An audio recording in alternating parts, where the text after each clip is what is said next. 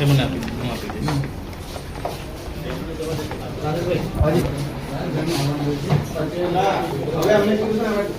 સાહેબ એ છે hydro power project માટે ગામડાઓની અંદર સર્વે કરવામાં આવી રહ્યો એનો આ છે અને 28 ગામડાની વાત છે.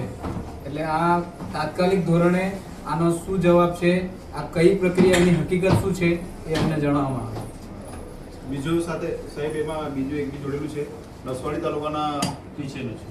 નસવાડી તાલુકાના વાડિયા અને ધારસીમેલ અને ગણ્યબારી આ ગામમાં પણ હાઇડ્રો પ્રોજેક્ટ માટેની સર્વે કરવાની હાઇડ્રો પ્રોજેક્ટ માટેનું છે. એમાં બધી વિગતો લખેલી છે. સર્વે કરવાની ટીમ કોઈ પણ ગ્રામ સભાની પરમિશન વગર અમારા વિસ્તારમાં સર્વે પૂછ્યા વગર સર્વે કરે છે.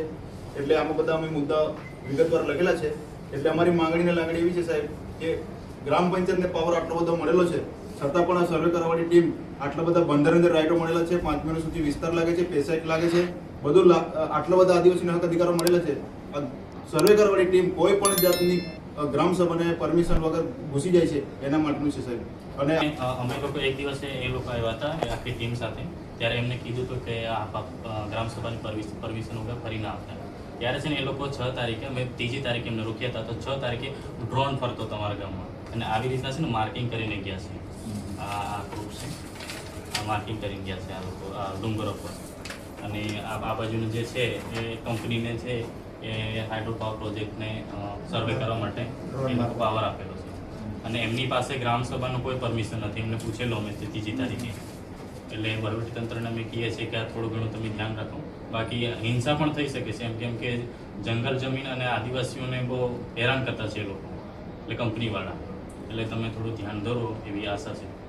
વહીવટી તંત્ર તો એવું કહે છે કે આવો કોઈ પ્રોજેક્ટ નથી, તો આ લોકો આવે કોણ છે એની તપાસ કરો.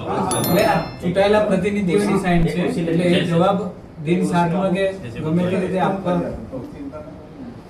એક આ છે ત્યાં બે લોકો કે જે આવો કોઈ પ્રોજેક્ટ જ નથી અહીંયા આવવાનો.